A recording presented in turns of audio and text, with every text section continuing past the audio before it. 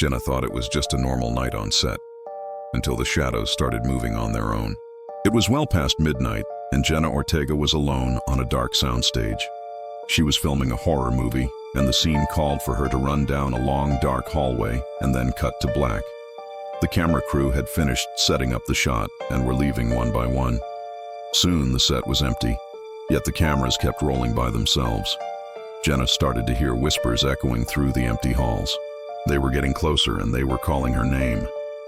She turned around to look for the source of the whispers, but there was nothing there. As she continued down the hallway, the whispers grew louder.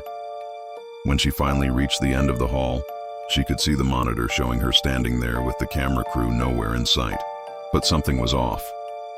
Her on-screen double wasn't moving the same way that she was. At first it was subtle, but then it became more pronounced. The longer she stood there, the further away her double seemed to get. She backed away slowly in fear, but then she heard a voice behind her.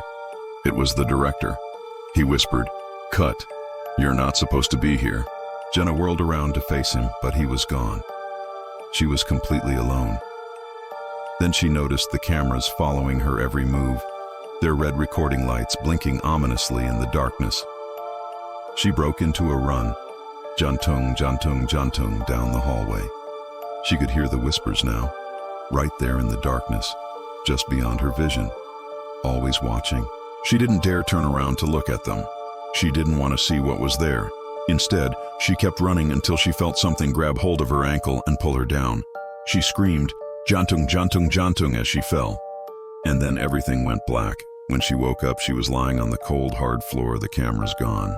The set was empty once again, silent except for the hum of the refrigerator in the corner and the drip, drip, drip of a leaky pipe somewhere far away. As she stumbled to her feet and brushed herself off, she realized she was no longer alone. Standing in front of her was the director. His eyes were wide and his face was pale. "Are you okay?" he asked. I think so," she replied, her voice shaking. "What happened? Why do I feel like I just ran for my life?"